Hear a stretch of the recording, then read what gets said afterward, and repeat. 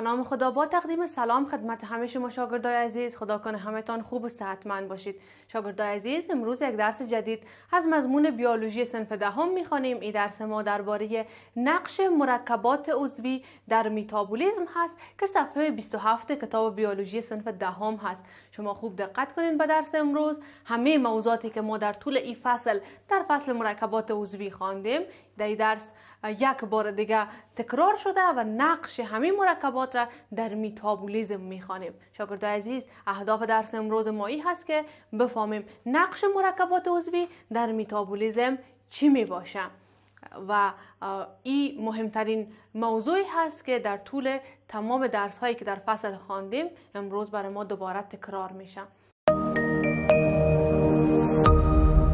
برای حمایت از ما چینل بیگم اکادمی را سابسکرایب کنید و سپس زنگوله را فشار دهید تا به تمام ویدیوهای درسی ما دسترسی داشته باشید و از آنها مستفید شوید.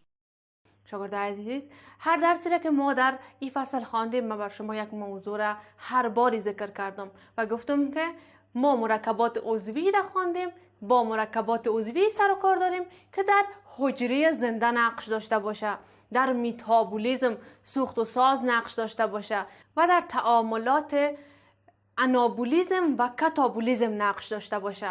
تعاملات آنابولیسم و کاتابولیسم را هم خوانده بودیم.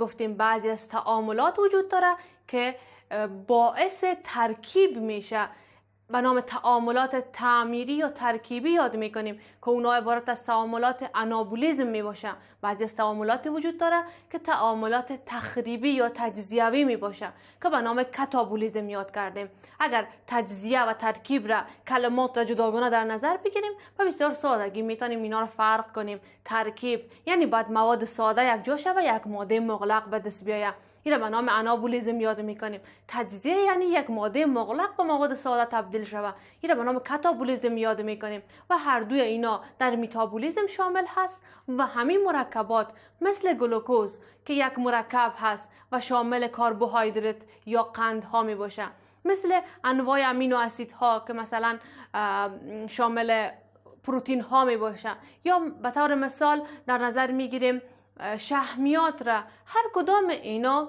که مرکبات عضوی هستند در متابولیسم و در همین تعاملات نقش داره. شاگردای عزیز، بخش عمده و اساسی مواد غذایی که توسط حیوانات و توسط انسان ها مصرف میشه از مواد عضوی به دست آمده، شامل همین 3 گروه مواد عضوی که یکی کربوهیدرات هست، دیگه پروتین و سوم هم شحمیات هست به دست میاد. این 3 گروه جزء اصلی و اساسی تغذیه هر کدامی از موجودات را به شمول انسان ها و حیوانات تشکیل میده. شاگردای عزیز، هر کدام این مرکبات در خود دارای انرژی ذخیروی می باشه. یک مقدار انرژی کیمیاوی ذخیروی در هر کدام این مواد موجود هست و وقتی که از اینا به خاطر تغذیه استفاده میشه، همین انرژی در بدن آزاد میشه و در انجام فعالیت ها به مصرف میرسه. هر فعالیتی را که یک شخص انجام میده یا هر حجره بدن وقتی انرژی برش میرسه میتونه که به حیاتیت خود دوام بده و فعالیت های حیاتی را به پیش ببره. تمام اینا نشان میده که این مرکبات در بدن و در یک حجره زنده کدام نقش را میتونه داشته باشه و این انرژی از کجا میشه. در اثر همون تعاملاتی هست که انرژی به دست آمده و باعث شده که به صورت ذخیروی در همین مواد موجود باشه. شاگردای عزیز، در حجرات موجود زنده توسط تغییراتی را که مواد عضوی داره، مواد مغلق به مواد ساده تبدیل میشه و همچنان به انرژی کیمیاوی تبدیل میشه. یعنی هم مواد ساده به دست میآید و هم انرژی کیمیاوی در اینجا هست که موجود می باشه. به طور کل ما در درس های روز قبل هم گفته بودیم بعضی از تعاملات وجود داره که در اثر او تعامل یک مقدار از انرژی مصرف میشه تا اینکه او تعامل به پیش بره و بعضی از تعاملات وجود داره که طی او تعامل یک مقدار از انرژی آزاد میشه. زمانی که تعامل ختم میشه، مواد به دست آمده و حاصل همون تعامل در کنارش یک مقدار انرژی را هم آزاد میسازه. شاگردای عزیز، انرژی کیمیاوی را گفتم میتونیم که به انرژی میخانیکی و انرژی حرارتی تبدیل میشه و به این شکل میتونه که ذخیره شود و گفتم میتونیم ذخیره انرژی در خود اتم ها صورت میگیره. در اتم ها مقدار انرژی ذخیره میشه. در حجرات موجود زنده بعضی از انزایم ها وجود داره. روز قبل ما درباره انزایم بحث کردیم و گفتیم عبارت از همون موادی هست، همون مرکبی هست که در یک تعامل کیمیاوی حصه میگیره. خودش سهم فعال نداره، سهم به خاطر مصرف شدن خود نداره، فقط تعامل را سرعت میبخشه و سرعت تعامل را تنظیم میکنه. مقدار انرژی را مصرفش را در همون تعامل کمتر میسازه. همین حجره دارای انزایم های مختلف به انواع مختلف می باشه. خود حجره‌ای که گفتیم دارای انزایم ها هست، اگر در نظر بگیریم همین انزایم ها در تبدیل انرژی از یک حالت به حالت دیگه هم نقش داره. انرژی را از یک حالت به حالت دیگه تبدیل میکنه. در حجرات خود همین مواد عضوی مثل کربوهیدرات ها، شحمیات، پروتین ها، نوکلیک اسید ها اینا موجود هست و بعضی از این مواد به خاطر ساختمان حجره هم به کار میره. هر کدام این مواد را وقتی ما در یک درس جداگانه خواندیم گفتیم از جمله مواد سازنده حجره به شمار میره. در تکمیل ساختمان حجرات این مواد نقش مهم داره و به خاطر هزی که ساختمان حجره ساخته شده و انرژی حجره به دست بیاید، ای هر کدام مواد مصرف میرسه و بعضی از اینو هم در میتابولیسم داخل حجره نقش گرفتن میتونه. میتابولیسم داخل حجره را تنظیم میکنه و انرژی را به دست میاره و انرژی که در حجرات به دست میاد به دو هدف یا به دو منظور حیاتی به کار برده میشه. یکی از اینا تعمیر هست، هدف تعمیری هست، به خاطر ساختن حجرات جدید هست. زمانی که یک حجره به انقسام حجروی میره، تکثر میکنه، از یک حجره حجرات دیگه به دست میاد. پروسه انقسام حجروی پروسه طولانی هست که در اثر از او از حجره مادری حجرات دختری به دست میاد. زمانی که همین پروسه انقسام حجروی شکل میگیره و تکثر واقع میشه، یعنی در زمان تکثر خود حجره همین حجرات جدیدی به میان میآید و به خاطر این حجرات جدید این انرژی مصرف میشه و یک مقدار دیگهش هم به خاطر فعالیت های حیاتی حجره، به خاطر حرکت، به خاطر نمو و دیگه اهدافی را که یک حجره و پیش میبره به کار میره و مصرف میشه.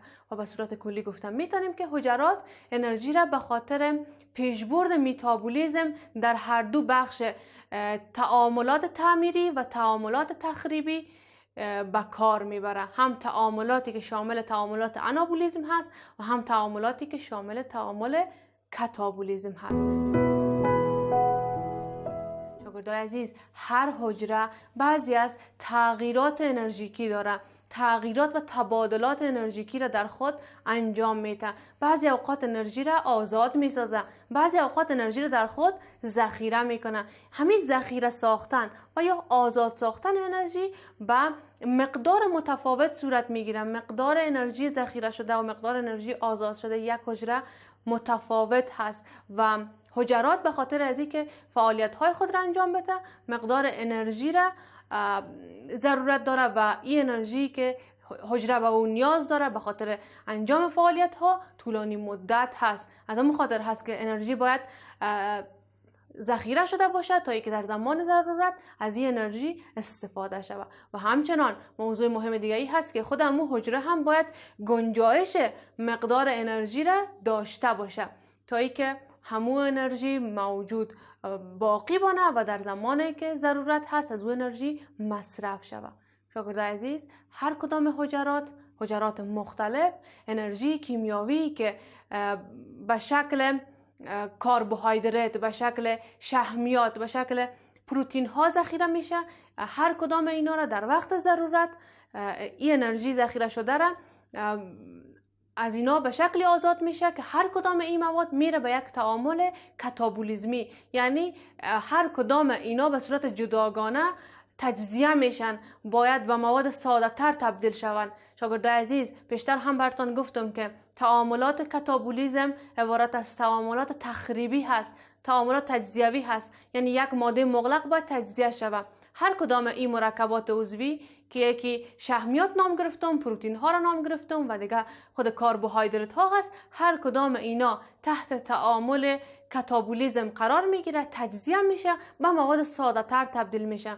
زمانی که همین تعامل صورت میگیره، مقدار از انرژی هم آزاد میشه. باید انرژی هم از اینا آزاد شود و همین انرژی هست که گفتیم به صورت انرژی کیمیاوی در همین مواد، در همین مرکبات عضوی موجود هست، ذخیره هست و در وقت ضرورت از اینا آزاد میشه.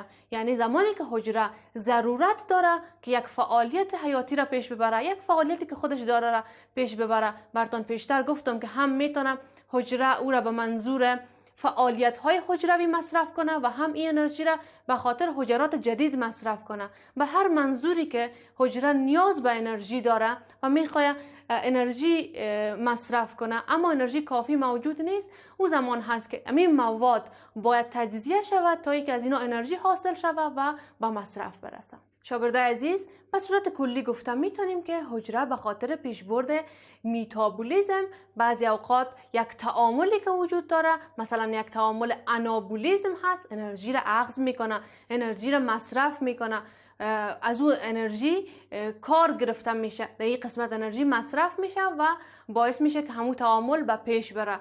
مثل هر تعامل تعمیری یا تعامل ترکیبی هست که مواد ساده یک جا میشه، یک مواد مغلق از او به دست میاد و بعدا اون مواد مغلق میره و ذخیره میشه. باز هر زمان که حجره به انرژی ضرورت داشت، اون مواد مغلق دوباره میاد تجزیه میشه، هم مواد ساده به دست میاد و هم اینجا انرژی دوباره آزاد میشه. این نشان میده که هم در یک قسمت انرژی به مصرف میرسه و هم انرژی آزاد میشه. هر دو تغییراتی هست که در اثر میتابولیزم در یک حجره واقع میشه. شاگردای عزیز، هر حجره همین تغییرات و تبادلات انرژیکی را انجام میده و همین تفاوت وجود داره. بعضی اوقات انرژی ذخیره میشه، بعضی اوقات انرژی آزاد میشه و همین مقدار آزاد شدن و ذخیره شدن انرژی حجرات از هم متفاوت هست. نیاز مهم هست که نیاز به کدام حالت هست، عملیات چی هست، اما میتابولیزمی که صورت میگیره کدام حالت هست، تعامل انابولیزم هست، کاتابولیزم هست، نظر به مو حجره تصمیم میگیره و عمل میکنه و انرژی مصرف میشه و یا هم انرژی آزاد میشه. هر دوی از اینا، هم مصرف شدن و هم آزاد شدن انرژی، در یک حجره مهم گفته میشه و از تغییرات و تبادلاتی هست که انرژی در اینجا رول داره و حجره همین نقش را هم دارا می باشه. پس این نشان میده که به طور کلی هر کدام مرکبات عضوی در میتابولیزم چی رول را داره. هر سه گروه مرکبات عضوی به صورت جداگانه کدام نقش را دارا می باشه. شاگردای عزیز، ما امیدوار هستم درس امروز را یاد گرفته باشین. درس امروز ما که درس آخر فصل بود، آیا کسی در سوالی ندارم؟ نه خیر استاد. مشکلی نیست؟ بسیار خوب. شاگرد عزیز، از درس امروز برای شما کارخانگی هم میتونم.